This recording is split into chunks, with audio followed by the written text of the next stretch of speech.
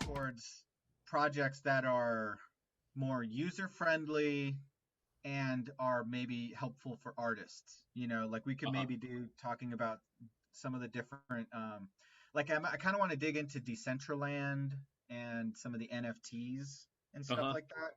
Uh-huh. So I can maybe plan out like an episode on that. Yeah.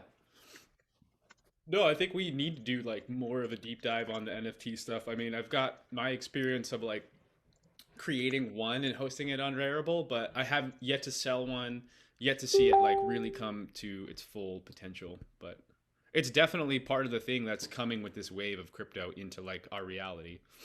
Shit. But not to say that crypto is Yeah. supposedly like taking over and replacing money. Like I think that's one misconception that we have to address where it's like we're not at that phase yet. Like we're at this phase where it's like you had your Walkman that was a cassette player and then there was the CD player, but the CD player fucking skips every time you're running. So it's like, you still kind of had both and we're moving towards it to be a fully crypto place, but we may be talking 10 to 20 to 30 years fully till it's fully replaced it. Yeah. But Yeah. what I that think means a is that big, there's a huge upside potential from now until it's like that's just the new dollar. no, exactly. I mean, and I think, yeah, like the way that money, like the thing really see, and I keep trying to explain, and I maybe am doing a bad way of it, but it's like if you have a problem with the way you see capitalism nowadays, whether you're more on the socialist end or more on the libertarian end, it's like crypto is the way out. Like you can, like there are people creating all sorts of projects, and you don't even need to develop it. You just need to throw some money at it, and it's like it's the same way as you could throw money at a charity. Like I feel really passionate about breast cancer. I'm gonna throw money at a charity that helps people. It's like, well, if you feel passionate about a certain thing in the economy, like money should be fundamentally different in this way. Well, there's probably a cryptocurrency or project that either could be built or is built already that you can just invest in. You just put your money there and start using it. So yeah, that's kind of what I see. Like I was just looking up Theta. Have you heard of that? Mm-hmm. Mm-hmm. Yeah, what are your thoughts on it? Um, Another project that I've heard of that I haven't done like a full like because there's so many things that it's like there's so many projects that like if I haven't actually clicked buy on it, I've probably like come across it, glanced at it, and seen people like either trying to shill it or try to talk it down. But it's Oh, definitely like I'd say contending in like one of the top 15 coins that I see regularly like hyped up or put a lot of FUD on it too. Sometimes right before something pops. hmm. Could you explain what is FUD again? I hear people say I kind of know it's negative, but what does it mean? Oh, okay. So FUD is an acronym for fear, uncertainty, and doubt. Oh, okay, got you. And so like sometimes on like on message boards, like a person who's trying to accumulate instead of saying, "Hey, you guys buy this coin," they'll do the opposite because like they're greedy. Yeah. And they'll just try to keep it down for as long as they can, or it's like they have their paycheck coming in 2 weeks and they want to put a big chunk of that in, so they're trying to keep the price down. Hmm. But yeah, you know what? I kind of I don't know like exactly what Theta's capabilities are or like where its limits are. But anytime I hear like we were talking in our message like oh this could be like the next like YouTube or whatever, like when I do hear that sometimes I do kind of like kind of avoid the coin because like I kind of feel like these things that come like that are like become these really popular coins are almost like black swan events where it's like you can't be like oh it's the Venmo of crypto because it's like this other thing just came through and it's like you don't even talk about Venmo or whatever anymore. Exactly. It could be disrupted so quickly. Yeah, but and not to say that like it couldn't actually replace YouTube or like some other thing could replace like Google, for example. But like it's I've just seen in my experience like so many times it's like, oh, this is the one that's gonna replace this, and then it like kind of flops or whatever, and you're like, we still have YouTube, and like it's hard to get away from that. Yeah, like the way I see it is like, I'm just kind of looking at theta as a possible, like, I would not, I'm not like excited about investing in it. I don't think it has the kind of like potential, at least for a while, of like, hey, throw money in, like, we're talking about like AVAX or VGX or something like that. But I think on the creative side, there's a handful of kind of, I mean, we're waiting for like some sort of social media type project to really gain, um, I don't know, to really gain a foothold. And I think this one is really interesting because it's the only video, like non-decentralized video sharing platform. And so that alone, like, that's kind of like, well, we could maybe get in on the ground floor there. And I think I'll probably start doing it. Like if we just post our videos, or we could, because right now it's pretty centered on like gaming Hmm. and live streaming for gaming and stuff. But it's like if we're talking about this kind of stuff, that could be a thing where it's like it's basically gaming and crypto YouTube videos. So it's like we just get in there and it doesn't hurt us to just post our videos and then like see how the space takes off, you know. Is there like a Um, tip jar thing in there involved at all, or like a way to send bat basically, or something like that?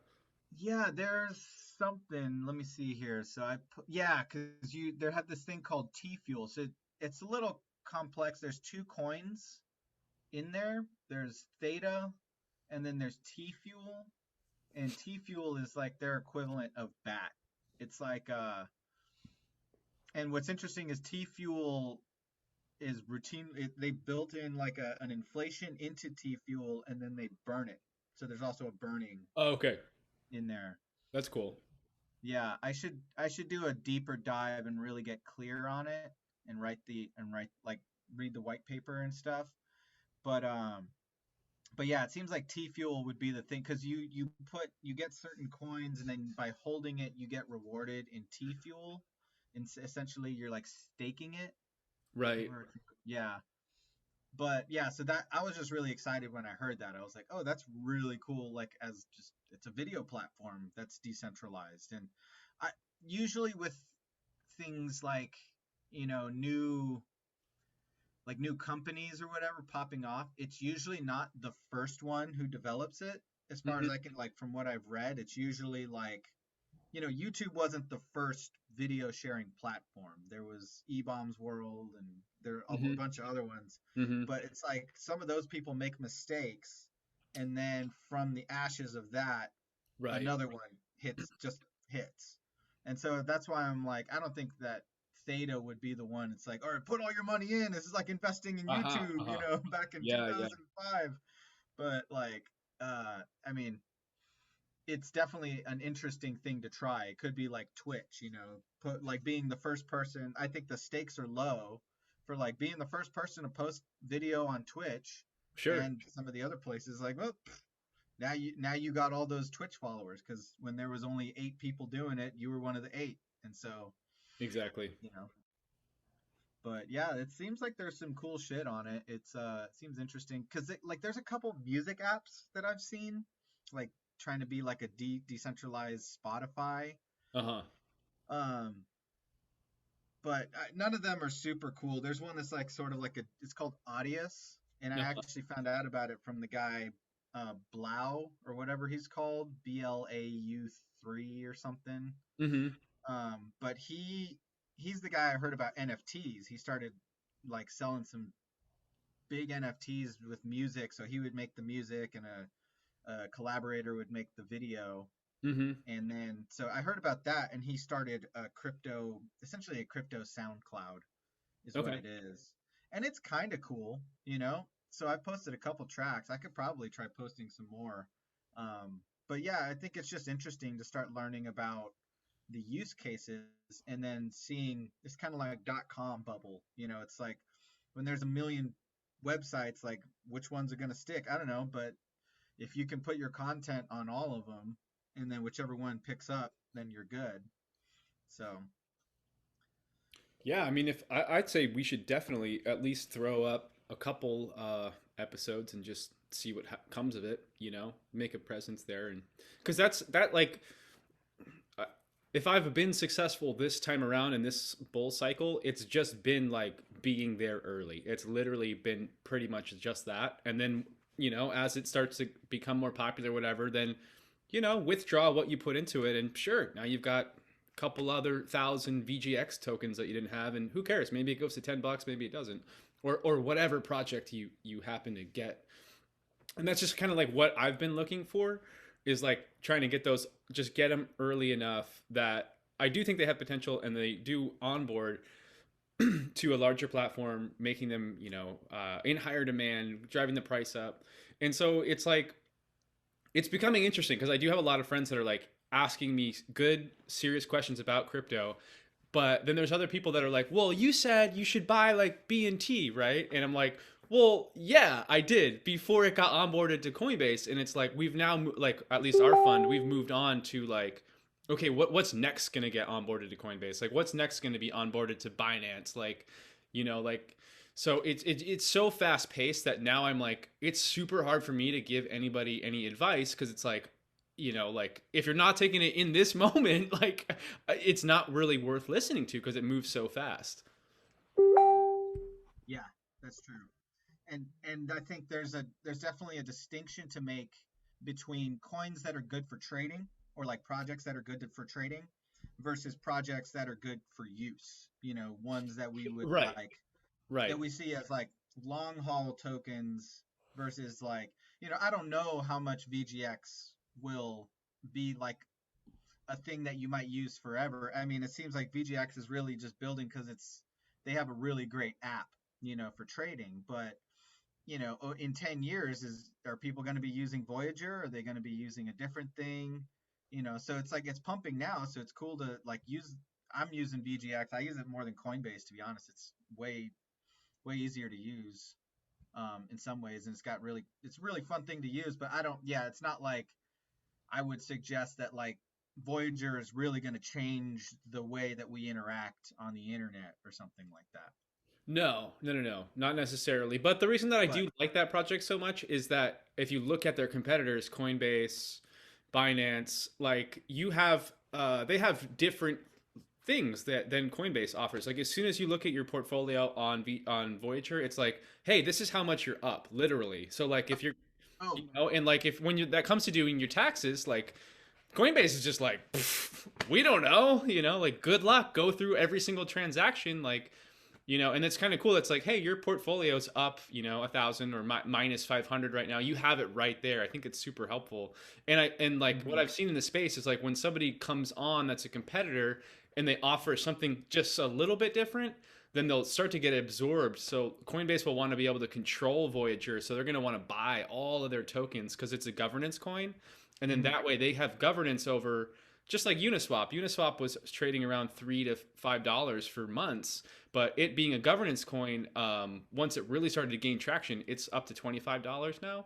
So it's like that does come into play if Voyager does keep up. Like the reason it's actually not pumping even more is that it got overloaded when it launched in Europe, that they like have too many accounts they can't even process right now, that they're still playing catch up. So when I think they get back up to speed, it's going to just continue to go like Uniswap. Like it'll be important to have that governance coin because you can then say, hey, I'm voting for, like right now the interest rate on your Bitcoin is 5.5%.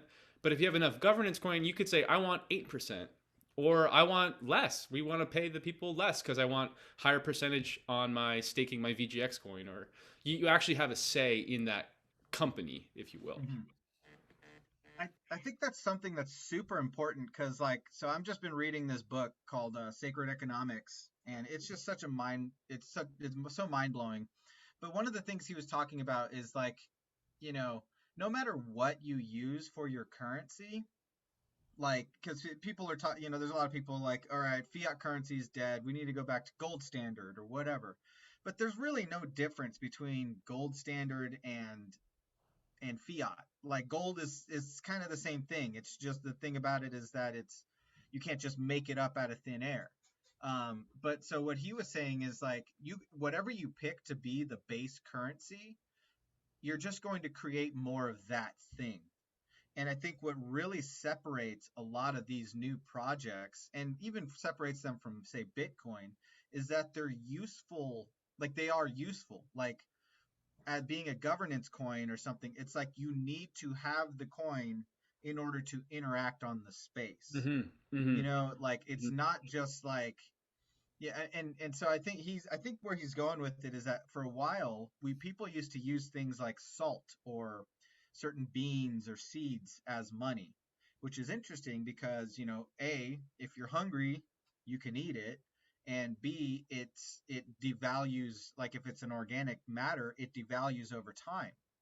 Because his whole thing is that the real problem with our money system is usury. It's that like it's debt based, so there's always more debt than there is money. So we have to Mm-hmm. constantly hustle to get more money. And if everyone stopped borrowing money tomorrow, our system would collapse because it's all like propped up on debt. So yeah, so I think it's like if we're thinking about a system that's more equitable for everyone, it's like that's what's really exciting is like what if our money is not just like a non-usable representation of value, like a rand, oh, this is money. It's like, no, this is a valuable thing. Own it, like ether. That's what's really cool about ether is that you you can't just accumulate lots of ether and just be rich. It's like you actually need to spend your ether in some way to like keep the system alive. Like if you just have a shit ton of ether, it doesn't do you any good because like you got to pay the gas fees for any sort of DeFi project you're doing, so you have to hold ether there. And then if you're just holding on to ether, you might as well stake it, so that it's accruing interest, which like in that way you can make passive income. And the thing is that eventually I hope that would be open to anyone. And that just sounds like such a cool way to think about money, and that it's not just like this thing that we're all clamoring to get. It's like it's into the design of the money is that you have to spread it, you have to spend it, you have to give it to other people, you know. Well, okay, I just love what you just said right there. Like you really had you just bringing a lot of things to the surface. I think that a lot of new traders to crypto or investors just they have questions because like the main question is like, can you spend Bitcoin anywhere at the store? And it's like, no, but you don't fucking want to. Like you don't go to the store and be like, I've got a gold bar. Can you break this? Can you give me change? It's like, no, that's just a fucking valuable thing that like it's nice to have those, it's an emergency cash out situation. Like if that's your thing, you're collecting gold, you collect gold. And then so same thing, Bitcoin is just basically saying, hey, we used to be based off something. We're now going to base it off a digital thing that's math based because it's way more like sustainable and trustworthy than gold or silver or whatever. And then like when you're bringing up ether, it's like you're right. Like I mean, you're half right. You could just collect ether and like hope that it goes to $20,000 or whatever, and like but there's so much more capability there. Like you Yeah. can get into all these other like uses, and it's like ether is super useful. Bitcoin, like, is it useful? Like it is, but like that's not the point. It's just like the store of value, and if we have a store of value to base an entire economy off of, then we can start anew, and that's kind of what it is. But still, there's so many people that are like, I can't spend Bitcoin at the store or at most stores, so I don't think it's, I think it's a scam. And it's just different than Ethereum. And then Ethereum, it just be, I mean, it fucking blew the whole crypto game open because so many projects are built on the Ethereum blockchain Mm-hmm. to the point where, like you said, the gas fees now are so high. Like when ETH is hitting $1,800, $2,000, it's maxing out. Like try to do a transaction on the blockchain, it's going to cost you like $200. Yeah. So like that's clearly showing that it's having scalability issues, and then running into like, okay, is ADA, is Cardano gonna be the next ETH that's like, okay, that's the T-Mobile to AT&T, or I mean, we're gonna have to have the Pepsi to Coke soon. It just hasn't come to fruition yet. And, it's anybody's race, really. Yeah. And I think, from talking to you too, you helped me to rethink the way that it is, because I think we're coming at it with this. There, at the end of the day, there's going to be one project. Is it going to be Ether? Is it going to be Cardano, Polkadot? And I think like it might be just as important to have all of them because I know for one, Ether does have the 51% problem. I think that's what it's called, where like if someone controls 51% of all Ethereum, they can do whatever they want on the blockchain. And I think it's important for decentralized, like if we just have one blockchain running the world, that's centralization, and Mhm. that's a weak point. And it's like important that we have things like Chainlink and other things which allow us to interface, so that it's like, oh, I can use this really cool thing built on Polkadot, or maybe Polkadot becomes the thing for video games. It's just the best Right. product. Like, the way that there's Ethereum and, or not Ethereum, Unity and Unreal for like making video games. It's like, well, I use Polkadot or I use Cardano, but Exactly. then Ether is for DeFi, and then Exactly. and then you have these different ways that communicate. Um, because I actually wanted to touch on this because my partner Rhonda was asking me, like, what if tomorrow we all switch to Ethereum? Like a government just decided, all right, you're right, Ethereum's a much better system. And I want to maybe not get too into the specifics of Ethereum because it does have scalability issues. Like if if that did happen, if all dollars suddenly converted to um, Ethereum tomorrow, they would be ludicrous. Like yeah, they haven't resolved the scalability issues yet. But like it was an interesting thought because she was like, wouldn't how would anything change if all of a sudden dollars were a cryptocurrency?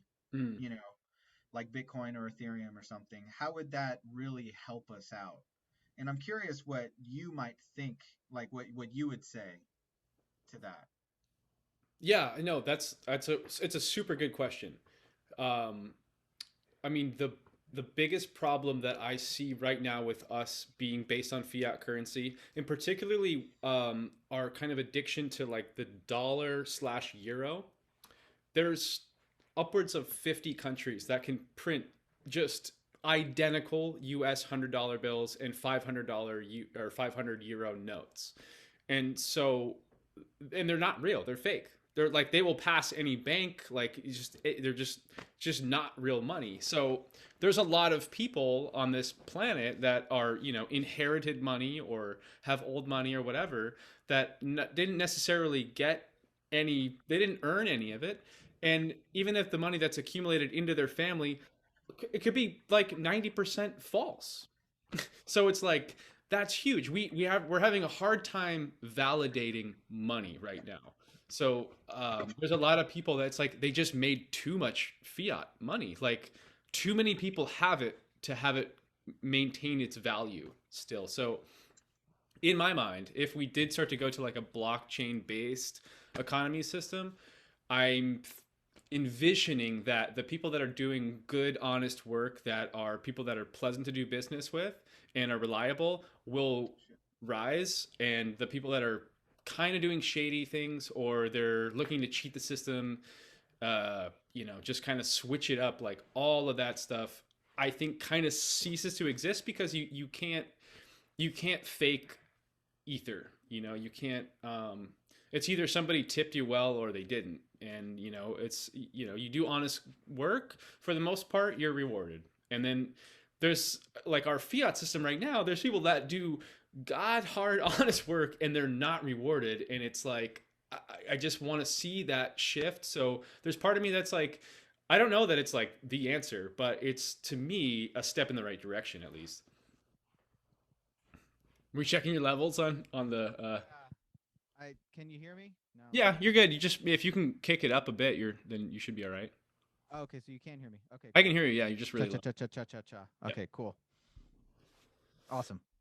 Yeah, no, yeah, because that's what I ultimately came, because I was like, I mean, obviously something like that is so complicated, but my theory would be that, if all of a sudden we replace dollars with some, you know, crypto, like imagine their, wrapped Bitcoin or Lightning Network or whatever works, and it turns Bitcoin into, it's just as easy to use as dollars, Hmm. but it's Bitcoin. um what my thought was that, like, tomorrow wouldn't look different. It would take a little bit of time, but over time the power structures would be different because we would not be able to just make it up. The only, like, are like the way that things like the 2008 subprime mortgage thing, Right. like, it would be impossible for that to happen if we were on a blockchain. Like, they just wouldn't be able to do it because the only way, like if we did it, it would everyone, it would be transparent. We would realize all the shady shit that was It going would on work. because Yeah. it's on the blockchain, and B, like one of like so I was reading that one of the reasons that we didn't get out of control inflation after the Fed just printed a bunch of money and bailed the banks out was because that money didn't actually become uh, it didn't actually go into the hands of people who would spend it. It basically just went into bank accounts of the banks and financial institutions, and it just sat there to keep them from foreclosing, to keep them from like being able to pay back their debts or for declaring bankruptcy or whatever. So that money didn't actually go into circulation. It just, oh, we'll buy back a bunch of bonds. Boom, there's money. Okay, cool. Everything's fine. But if they had done that instead and like issued something like, oh, we're going to take all this money, instead of giving it to banks, we're just going to give it to everyday people so that fuck you banks, everyday people can now be afloat. It's like, oh, well, that would have caused inflation. That would, because there would just have been shit tons of money out there. And the dollar would have lost value. So things like that wouldn't happen. And I think over time, 5 years, 10 years, you would start to see a more equitable flow of money, is what my theory would be. That, like, yeah, I mean, if you didn't do any kind of radical redistribution of wealth, yeah, it would look the same tomorrow, but you wouldn't, the same directional flow of money that we currently have would cease to exist, and it would be forced to spread out. Hmm. Well, yeah, I mean, I don't know that it would look super different overnight, but I do think if a switch towards a blockchain system, which I'm feeling really confident that it's going to happen. I think we're going to watch China do it and then watch it happen here first, and then into Europe, but or vice versa, Europe and then here. But um, I don't think it'll happen overnight, but it will happen quick. It's going to happen really quick, like the shift. And then it's like there's people out there like yourself, myself, we're artists. We like to do things that make sense, that are transparent, that are like, hey, I'm successful. Here's exactly how I did it. Like, we'd like to read about people like that, or, check in with people like that. Those would be the people that blow up in crypto. Like, that's going to elevate those people because we're not playing this game of like, we're going to be super aggressive business people, cutthroat to the end. Like, that's how you win right now in America. It's like, fuck everybody else. It's all about me. I have to get as much possible at all times. And that's like a really like, I hate to say it, but masculine way of approaching capitalism, where it's like, actually a little bit more, if you could say, feminine, or even just more centered based. It's like, I'm just focusing on what I'm going to do. And like me right now, like I'm making most of my money in crypto by joining a liquidity pool. It's not very exciting. There's not much trading or much action in it, but just by like being like responsible and being like, hey, I'm early to this. I can provide a value that other people are interested in, that I'm getting rewarded. And it's like, it's not about fucking anybody else over. If anything, I tell all of my friends, do this. It's paying my bills for, just passive income. Mm-hmm. And that's like a super different approach to like just the Western type of capitalism, because it's like, is it the ether thing? Like you could play it that way. I just don't, like you said, it's like, it's actually kind of doper if we have like, oh, you're into video games, check out Polkadot. Oh, you're into like sports and movies and like that type of content, check out like Cardano. Oh, you're into DeFi and finance and like you need a loan, check out the specific DeFi blockchain for it. Mm-hmm. And then all these things like ETH, Bitcoin, it's like they're gonna still have collector. It's like you still want to have the Ken Griffey Jr. MVP card. It's like there's still that cool shit about it. That's like, it's rare. It's the original. Yeah, I think it's like whatever. Yeah, whatever is. I think it's almost like it's empowering. In the end goal is that it's empowering to you whatever you're into, where it's kind of like what we're seeing with GameStop, where it's like what really fueled that was a bunch of people were like had fond memories of GameStop, and they were like, that would suck if GameStop went out of business, and especially if they got screwed by a bunch of Wall Street suits who don't give a fuck. It's like, well, you know what? I'm gonna buy some GameStop just because I like GameStop, and there are some reasons, whatever, but it's just that could be the thing. It's like if you're into video games, like throw your money into some video game things, and it like will actually, it could potentially make video games cheaper for you, because like if all you do is play video games, well, you invest in the video game company, they make a profit, you make a profit, like, and it levels everything out. And I think that's like the future, is like whatever you're interested in, there could be a potential cryptocurrency that could be attached to it. You Mm-hmm. know what I mean? And that you could invest in and just get passive income by being, I think, yeah, I think it's like right now, for instance, you see like on the internet, like if you spend a lot of time on Instagram, you're actually doing work, because by being on Instagram and liking posts and commenting and whatever else you do, making your own posts, you're making Instagram a cool place to be. The Right. thing is, though, that they're not paying you for that. Like, all you get is entertainment, is what they're paying, and then they're selling your data. But the ideal goal would be like, oh, if you like spending your time on Instagram, well, you should be getting rewarded for making Instagram a cool place to be by liking and contributing. And if all you're doing is liking, yeah, sure, that's not very valuable. Anyone can do that. So yeah, but so, you would be getting less rewards than if you were someone who had a million followers, who's making content every day that everyone is liking. Mm-hmm. But you could create a way where people could actually make money, because as it is now, like, a million followers on Instagram is worth a million followers on Instagram. Like, it's not really worth anything. Yeah. um Well, you know what? Some people say that. Like, there's even like I think a popular rap song. It's like 1 million followers ain't $1 million. But like, let's be honest. You got 1 million followers on Instagram, dude. People will pay you to post their shit. So like, that's true.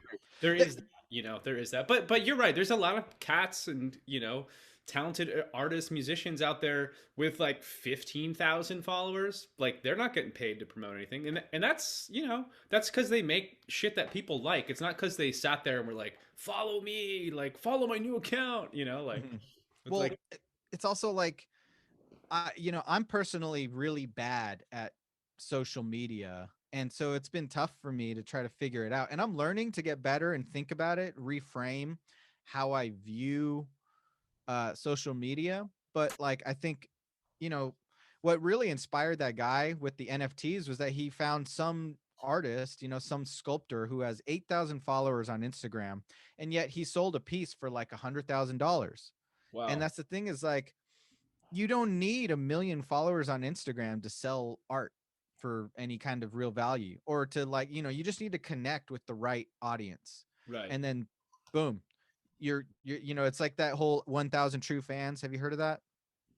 I was getting a lot of that from you, and then there's another guy, Michael Roost from Oh, yeah. yeah, but he's also really into that, like hitting the target audience with a fucking grand slam, and it's like if you really nail it, it doesn't matter if that was 4 people or if it was 400. It really doesn't. Yeah. And Yeah, it's if you find it's probably pretty hard to hit it for 400 people. So like, let's focus on the four first. exactly. Yeah, I mean, Seth Godin has a thing where it's like, before you get 1,000 people, just get one person. If Yeah, you can get one person to pay attention to your thing and tell someone else, then it's good. Then that will turn into 10, whatever. But yeah, everyone's always worried about the million, and no one wants to worry about the 10. Who are your 10 biggest fans? Can you yeah, get 10 people to give you $100 a year? yeah. you Right. know and then it just it scales up from there. And I think that what that does is it creates a lot more like leeway. Like, you're able to define your path, because as it stands now, it's like you're either no one, or you're rich and fame, or you're like a million followers. Yeah, And there's no in between, because fits like, you don't get any money on YouTube unless you've made 1,000, or unless you have 1,000 subscribers. Even if you have like 100 subscribers, and they're really into what you do, and they love it and they comment, like, it doesn't matter, because it's all about advertising. But hmm, if you could figure out a way where these people, it's like, oh yeah, these 100 people love what I do so much that they all tip me. I have 100 people on my Patreon, and they all give me enough to cover my expenses, and I make 40K a year just off those 100 people or whatever. It's like, yeah, if you can work that out, that's a better life than having to constantly be like, I need to up my game, I need to be better, I need to be bigger, I need to have more. And I yeah, think yeah. it's like alternatives to growth, to a constant growth based economy you Hmm, know hmm, hmm. which And it's like if you're an artist, I think you have to you one approach that at least has helped me is like kind of treat it like a little coffee shop or a restaurant. Like they're like it's great to have shows and events and like have like the big blow up thing every now and again. But the people that keep you afloat is your regulars. And it's yeah, like there's gonna be your regulars, whether they're friends or family that are just supporting your creative path. But it's like you gotta stoke those people out. Like when those people feel really seen and they get a custom piece by you, or they're getting soundtracks for their customized project by you, that makes them feel like they have a unique connection to the whether it's a coffee shop or the artist or the musician, whatever. Like when I have a unique connection to an artist, I'm like, this is cool. Like nobody else gets this kind of like insight or like this kind of treatment, and it makes me feel special. And I don't know. Maybe they have. I'm like one of 50 people they do that to, or whatever. But you know what I mean. It's like certainly makes me want to continue to support that person. yeah, for sure, for sure. And yeah, I think that's really what we see. I think in terms of crypto, and I think it's really hard to get over that hump.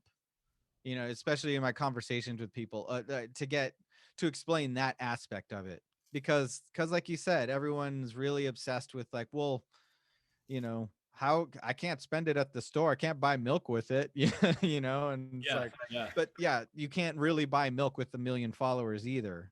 Ah, And right. so it's like, but I mean, but it's social capital. And that's the thing, is that social capital should have an easier way than advertising to pay us. Like he talks about how in that Sacred Economic book, he talks about like there being different kinds of capital. Like we have the traditional form, which is like money, that kind of capital. Yeah. But there's also like cultural capital or social capital and stuff like that, where it's like if you're the person that everyone calls when they have like a question, you know, then Hmm. you now have social capital. Like if you're the guy, it's like, oh, something's wrong with my fridge. Do you know like what it would be? It's Oh, like, right. Yeah.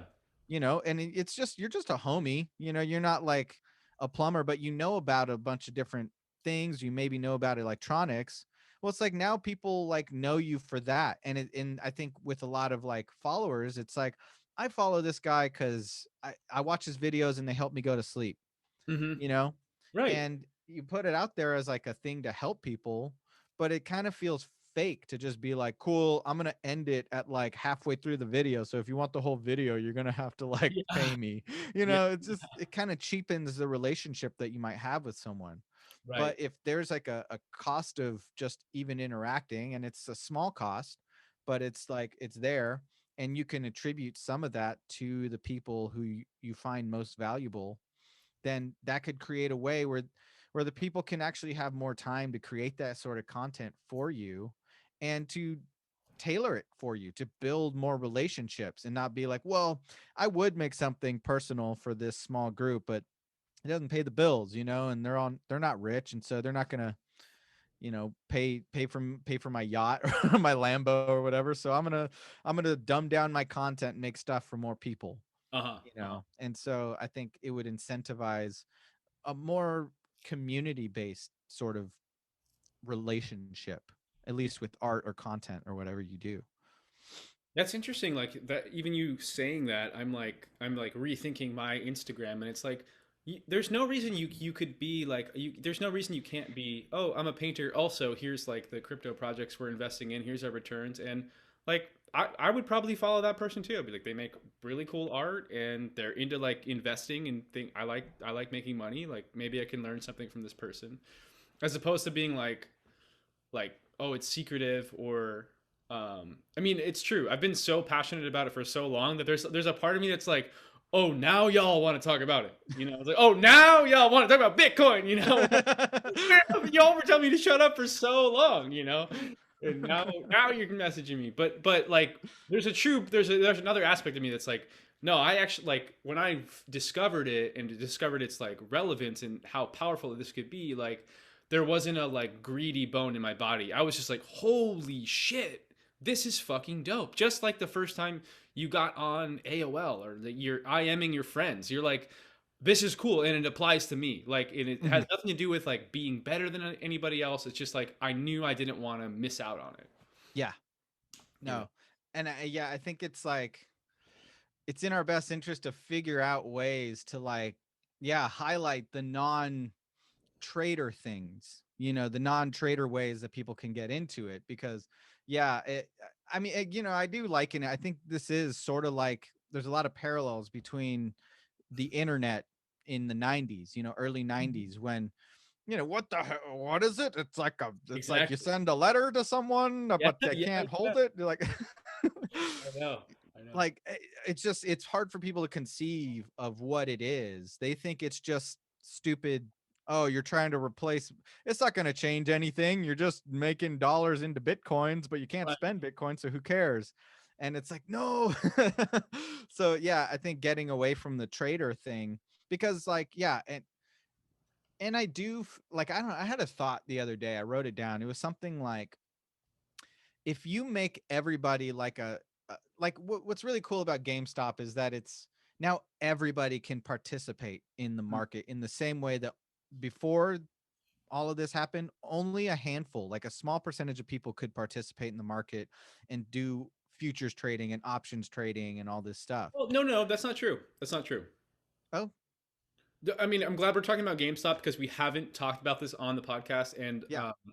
and I'm glad we also didn't like jump into it day of and like we're like spouting off like left and right opinions. But Mhm. like, I think you're half correct. Like, what people couldn't do before was after hours trading. Like you Oh. still can't. Like if you're a Redditor trader, you still cannot do after hours trading because you have to have uh fuck, it's called an ISD or something like that. It's like you have to have like basically like $1 billion trading account to trade after hours, after Mhm. market hours. And so like hedge funds are the only ones that usually have that ability.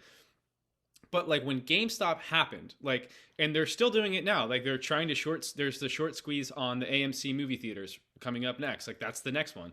And Mhm. like basically it's like, and this is, you've been able to do this forever, but like due to the pandemic, like that's what made this so popular. It's like people were like, hey, look at this short position. Like they're actually not like super confident about, they were close to losing the short position before the Reddit thing happened. Like it was close. And then they were like, wait, this would only take like $100 million collectively to throw them off by billions, this hedge fund.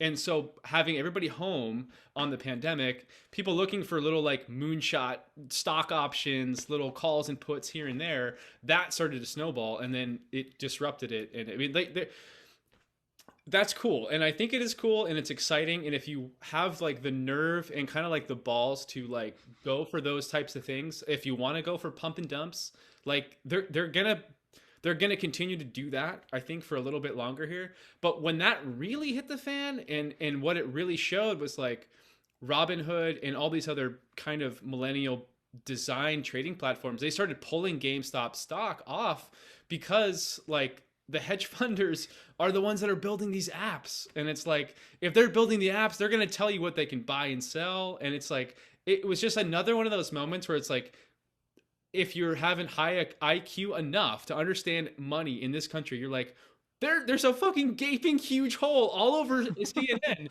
and nobody cares. And it's like, ah, like we're so addicted to how this system works and how it works for us. And I think people are so afraid of like trying something new. However, the people that are brave enough, they try something new and they're like, holy shit, this is way better.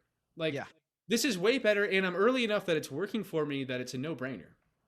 Well, because it's like, I mean, trading before was about like, in the 80s or 90s, like it took so much money because in order to monitor the markets in a meaningful way and to track where everything's going, it was just so difficult. Like you needed to pay people, and like, there are people like in markets and they're like, they'll look up the flights that a certain company buys and be like, oh, it looks like the CEO is taking a flight to Chicago. Uh-huh. Do they do business in Chicago? Oh, what could be happening? And speculating on all this sort of shit.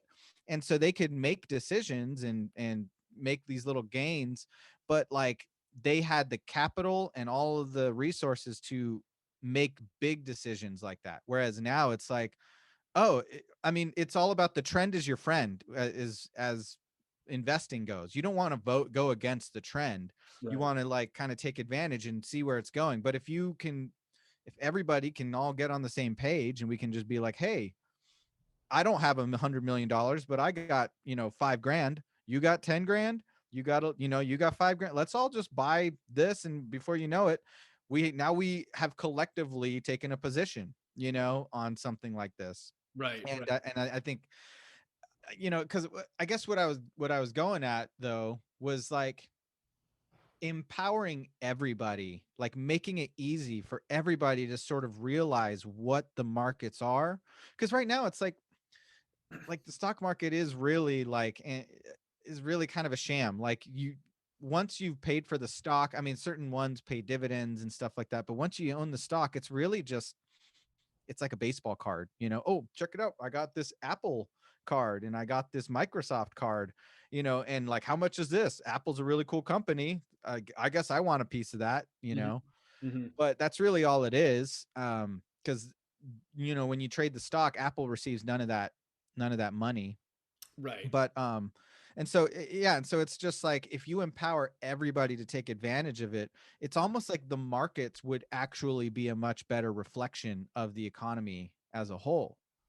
If you create a way in which it's obvious and intuitive for people to interact with the companies that they do and interact on the markets, like, then it just levels everything up. And I think it's like crypto offers that.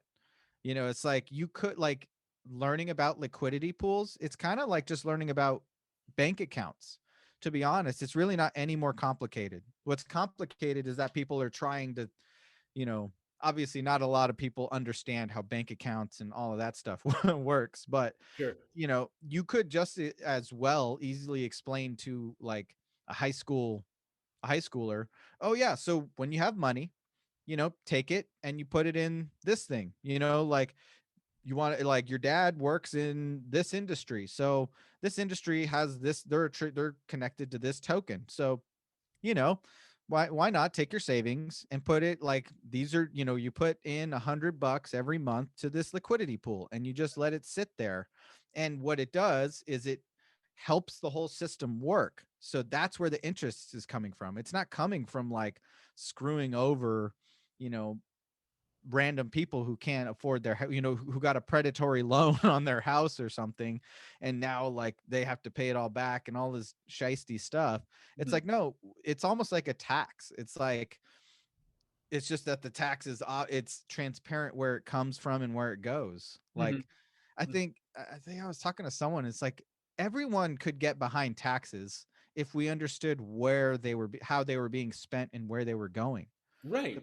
Yeah, it's like, the problem is that I don't know, I'm gonna pay my tax, and like, now and then I hear about some, you know politician who just made a shit ton of money off of something, and it's like, I'm paying for that guy to be a douchebag, like, I know. you know but Yeah, well, I mean, even with this like GameStop situation, right? Like that hedge fund should have collapsed. Like they were billions of dollars in debt, and what they did was call the Federal Reserve for a bailout.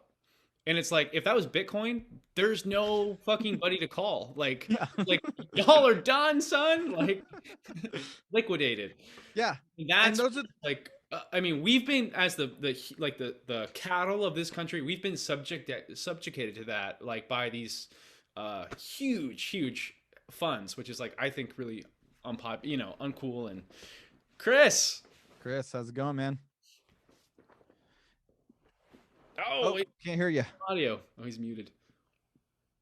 Yeah, I got to turn that part off or something. But hey, yeah, how's it going, y'all? You're good. We're already knee deep in the muck, man. We figured we Good. got the roadmap towards revolution, and Oh, this is good. This is a good time to join. yeah.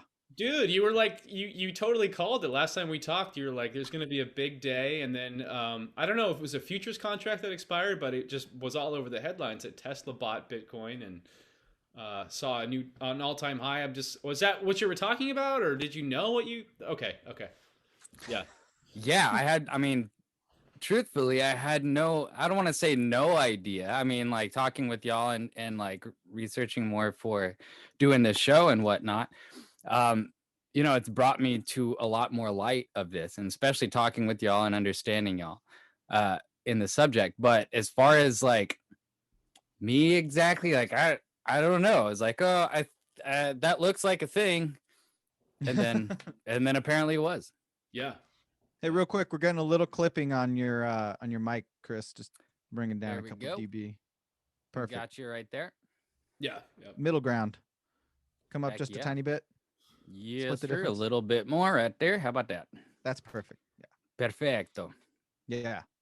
No, I mean it's cool, and it's like right now is the best time to get in because it's a bull market. Like, you don't want to get in and be like the first thing you might like invest in is just boom boom tanks or something like that. But yeah, but like yeah, no, it's cool because yeah, right now we're just seeing such a flowering of really interesting projects, and it's sort of the Wild West. But I think that's why it's important for me, at least, is like even if you don't invest, it's like time to at least research, because what I'm scared of is like, imagine that, like I used this analogy earlier and I probably talked to you about it, but like if we use, the early 90s internet as like anything to go, like everyone was super utopian about that. Like the internet's going to change everything. There's going to be free information and we're going to achieve a new level of peace. Everyone's going to be able to talk and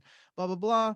And then, what happened was we didn't realize it, but it all got AOL. centralized. Yeah, AOL, Google, Amazon. Like we didn't realize that that's what was going to happen. And basically the internet got bought and sold and everyone staked the claim and they were able to take it from this utopian, beautiful, little haven and conform it to the same rules of capitalism that we've been living under for the past few hundred years. And I think it's like, if we really want this one to be different, we need to educate people on how it works and what the cool ways to use it in the right way. Or, I mean, that was a horrible sentence, but what are the right ways to use it to get there, and to be like, be careful, with that coin. Like, sure, it might be pumping and it might be a really cool thing, but it's still a centralized thing.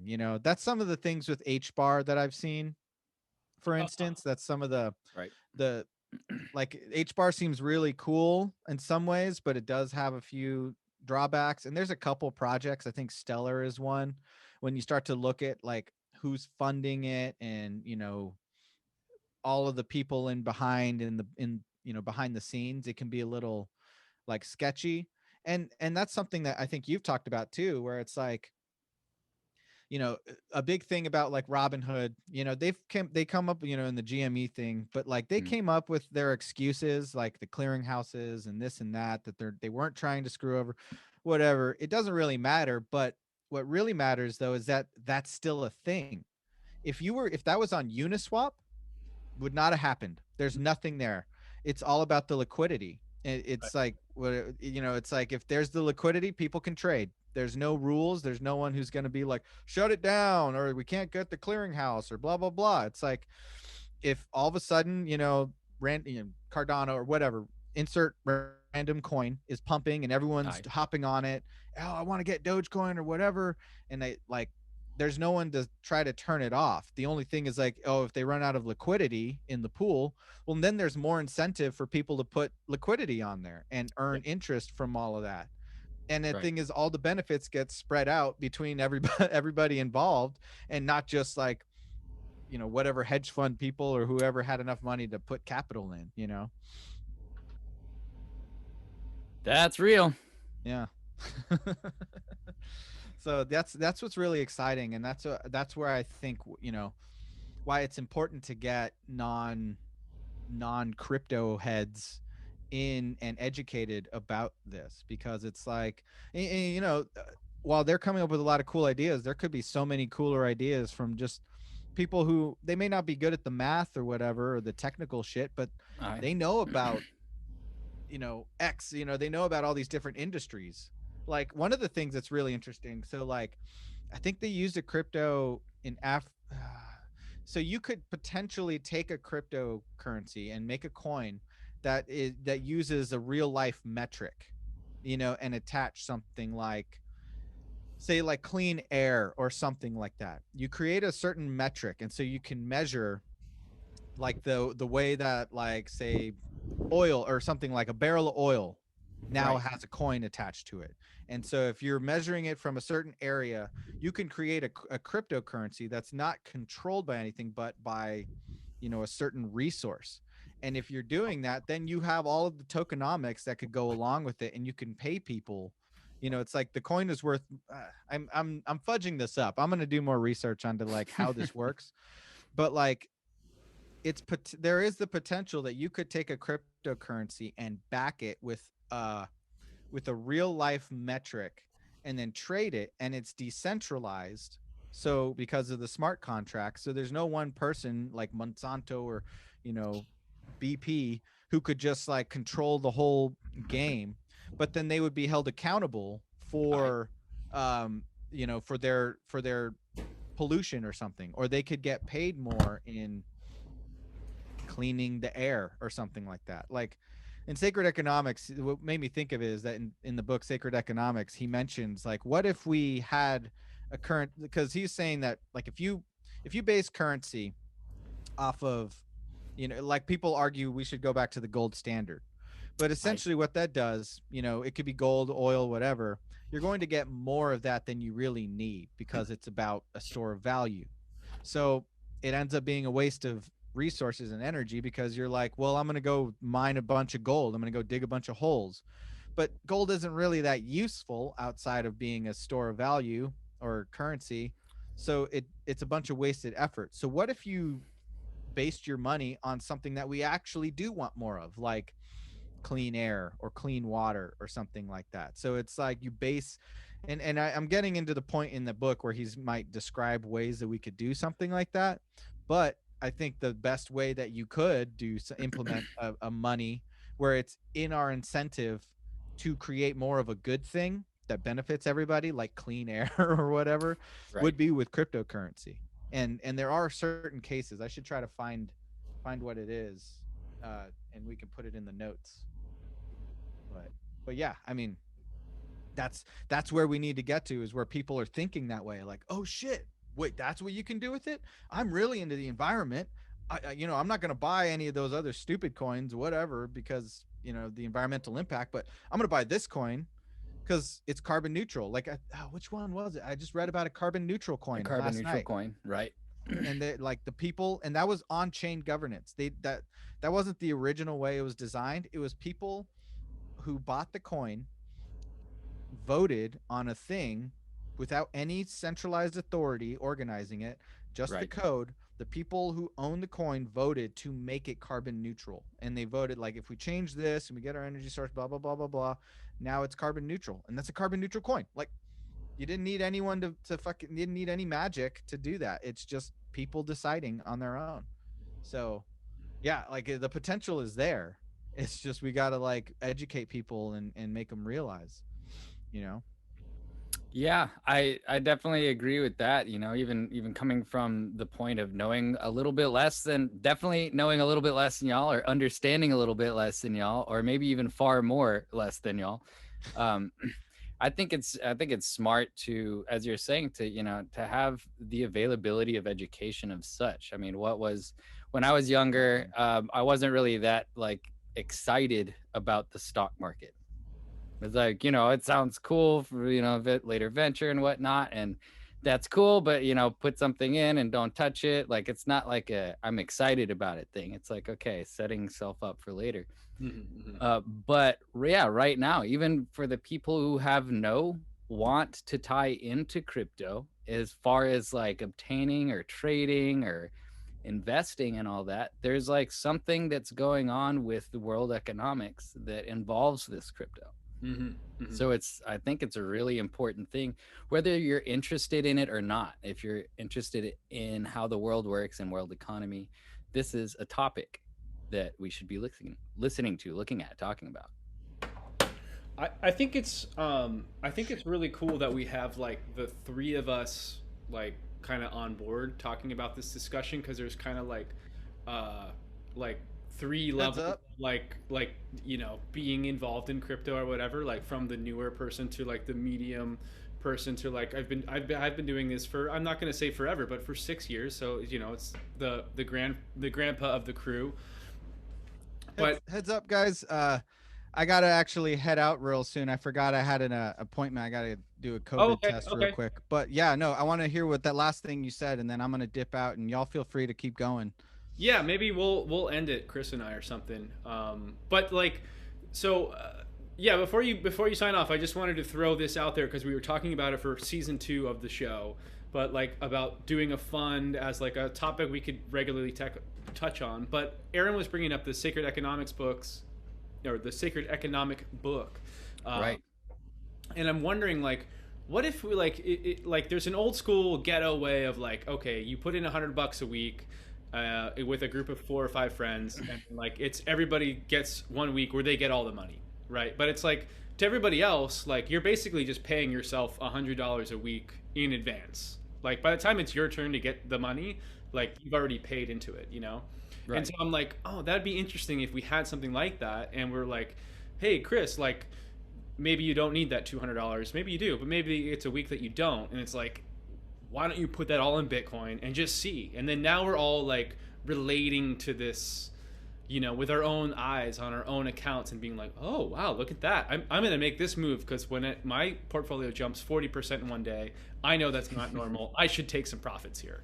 You know? Aye. Or, you know, and anyway, it was just like just a thought, like to expand on like how the show's going, how we can tie in people that are listening to this on all levels of experience. Like I like this person because they're on the same level as me, or this person knows more than I do, or whatever, you know.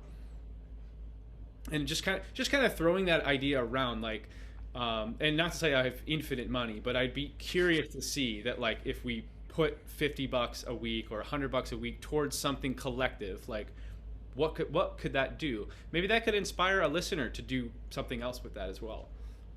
Man. Cool. I love it. Man.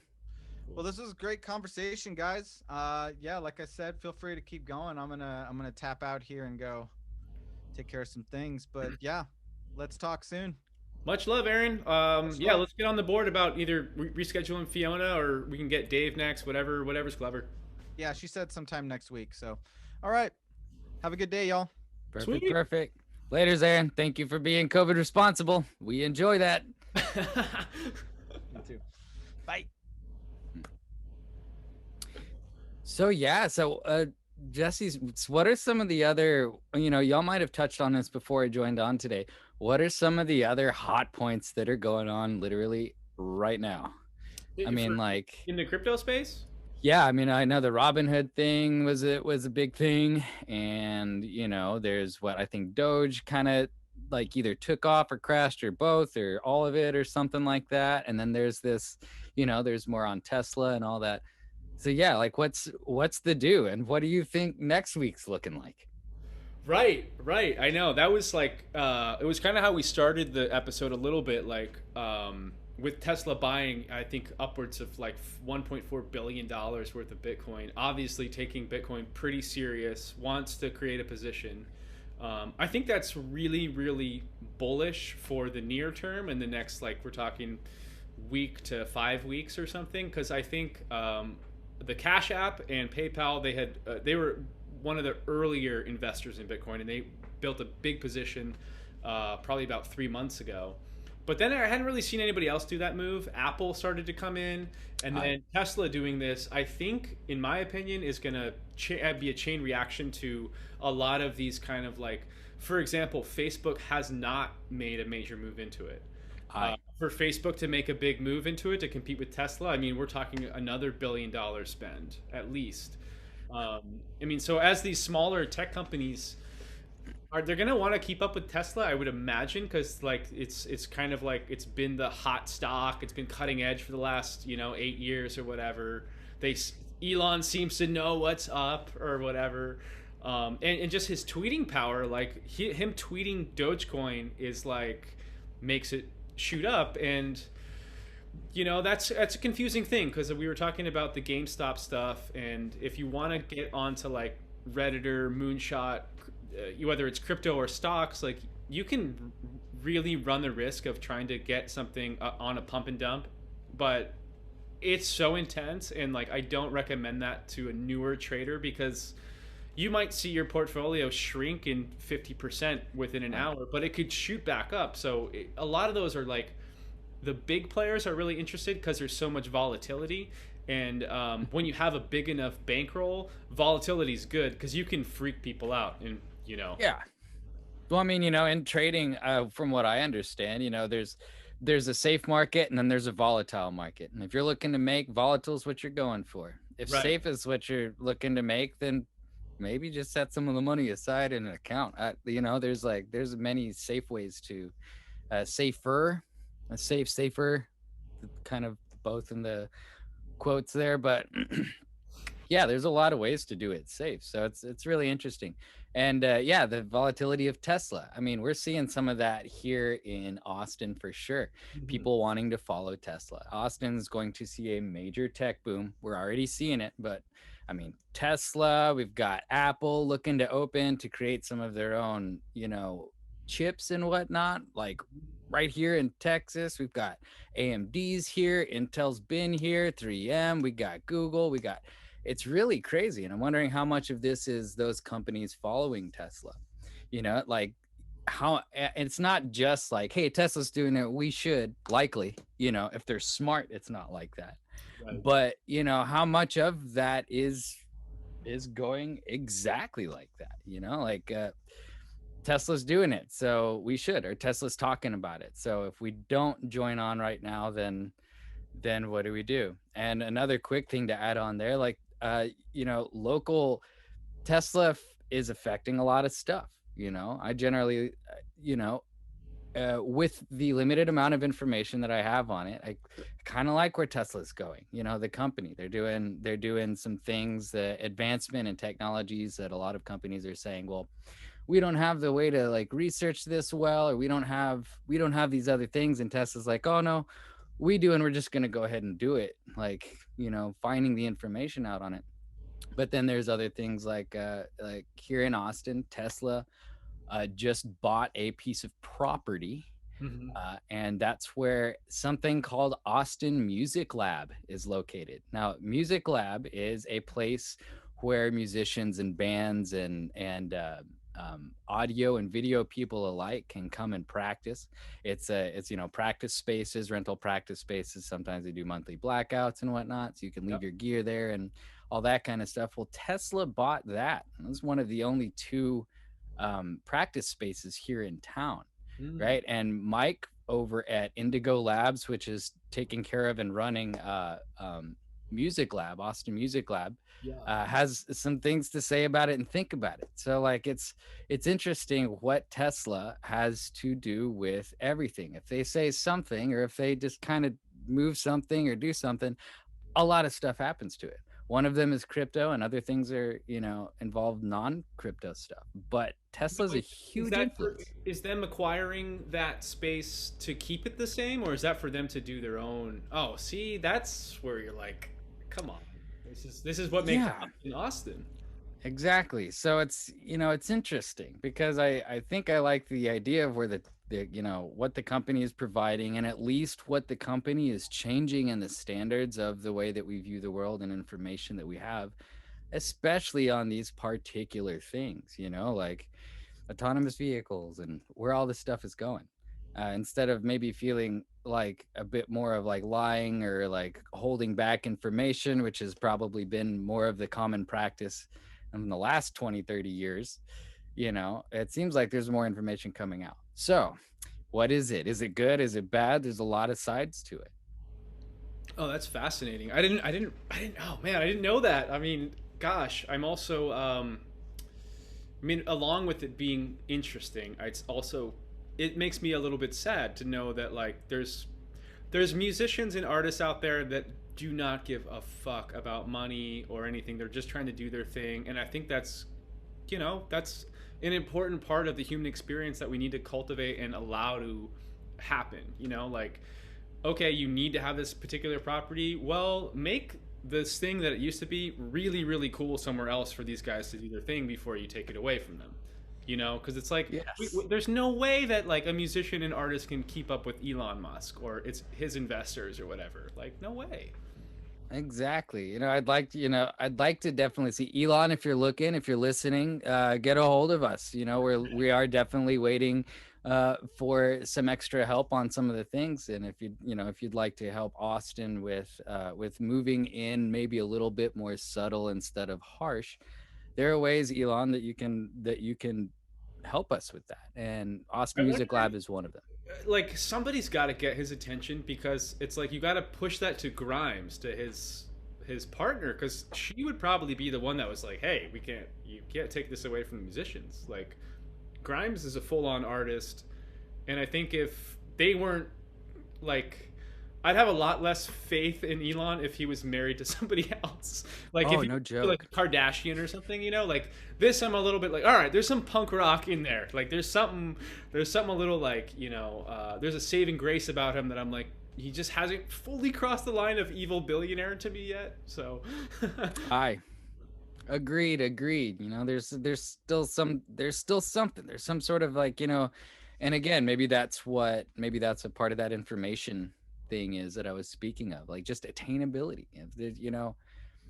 You're likely a lot more likely to talk to Elon or like maybe even join on a clubhouse, hot hot words, join on a clubhouse there, yeah, conversation or any of these other, newer apps and all the stuff that's, right about to come out in response to all of that. You're a lot more likely to hear and talk to Elon and hear what he has to say about that than someone like Bill Gates or whoever's, doing Apple right now or whoever's doing Google. Like you don't hear about any of those people talking about it. And I'm sure their PR loves that. yeah, yeah. Yeah, you know, it's interesting as I was talking to, well, it was our friend Neil was on the podcast, and he was bringing up the fact that with social media, and sure, you may not tweet or Instagram or direct message, Kanye West, for example, but like you're gonna get somebody that works for that department of that person's thing. So that could be Elon Musk, that could be whatever band, whatever. Whereas like 15 years ago, like you would have like mailed somebody a letter and hoped that the band, it's like there was Oh, absolutely no chance that that person would ever hear from you. This is like if you really had a good enough argument or pitch or even a funny enough comment, like some people would be like, dude, you got to check this out, like this is hilarious. yeah, no That's joke.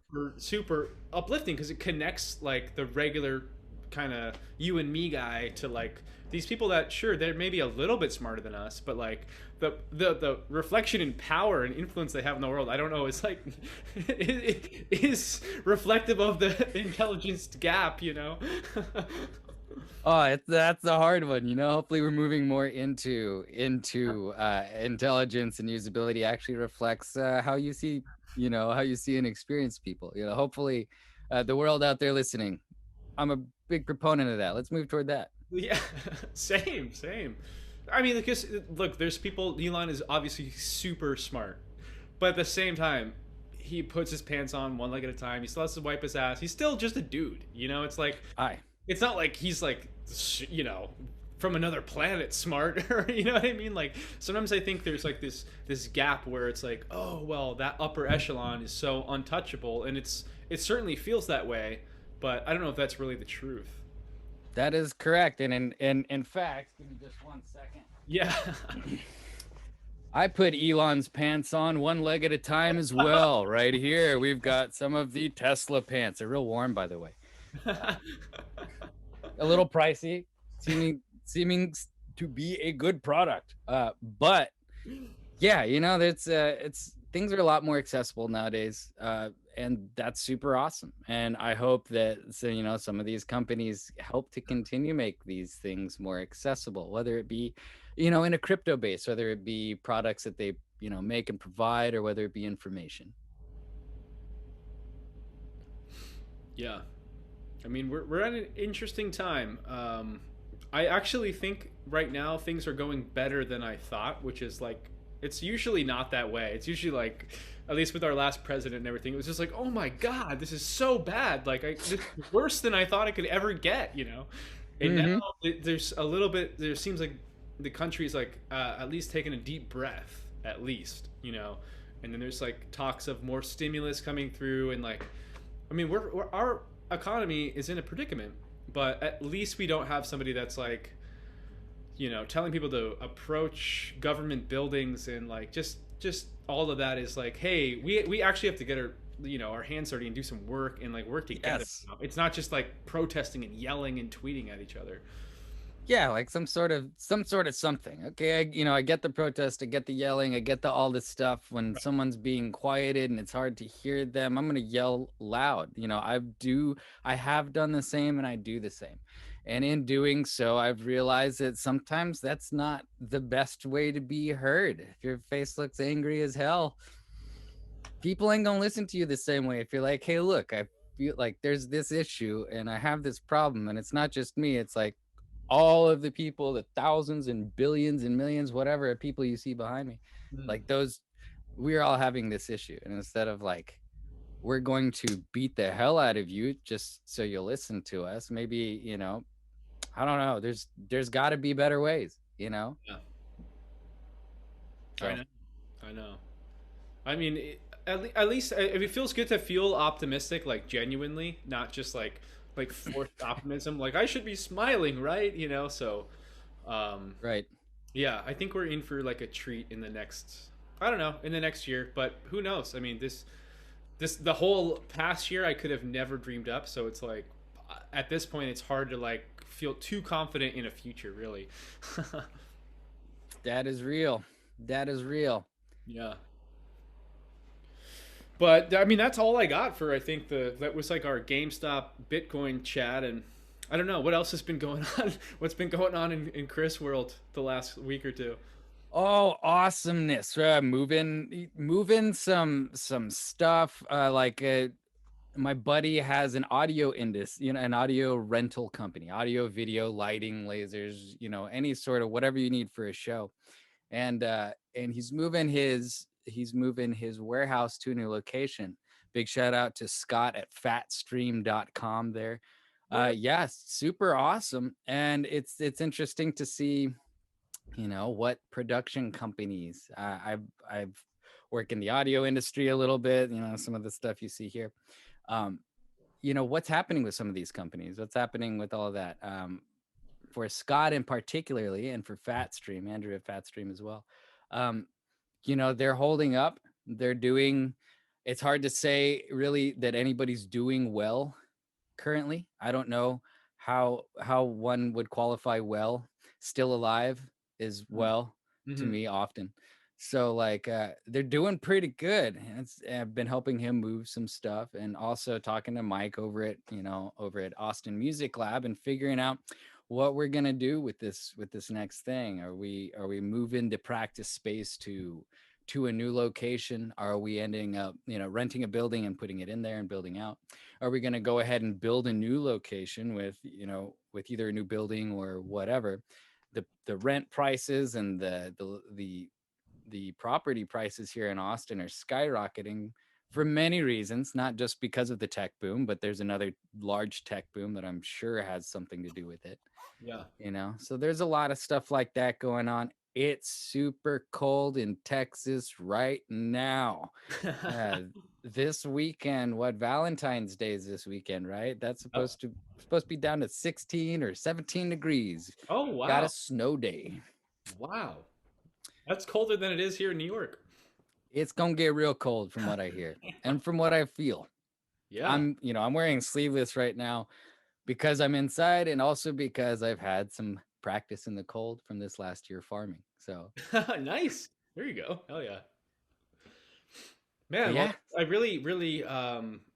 really hope that the Music Lab, finds its next incarnation with grace, because I know it's just, I mean, fuck, it's hard to move like your life, but when it's like this is like a playground for so many talented cats, and like It just there's like history there. I mean, there's a lot of emotional energy that comes with that. So For sure. I mean, I've been working out in and out of that particular location for years and years. You know, awesome bands like Hinayana, Matt Bias with Hinayana and all them, and old school buddies like Lil Flip and stuff like that. yeah, It's been a cool spot. Art Scene Alliance and Nomad Sound and Element Systems and all sorts of stuff at St. Elmo Soundstage. They're all right there in that area. yeah, So it's interesting to see what that's going to be like. And yeah, hopefully we can get some forward movement with it. yeah. Well, I mean, I certainly wish you all the best. I'll also tweet at Joe Rogan and be like, "Come on, save the Music Lab, fuck your comedy club." Yeah. I mean, heck, if you wanted to have a better comedy, put it in the Music Lab, maybe. That's right, I know. At least where something. open micers should go. Shoot. But yeah, I'll get it, Joe, this week. I'll go ahead and get Elon this week as well. We'll meet up, hopefully. Maybe Grime can join in. Would love to see you, Grime. Yeah. And we'll go from there. Yeah. Well, this was like it was rad that we got an episode recorded. I think we had like a little miscommunication with Fiona last minute. We're gonna get her in at some point, but it didn't happen today.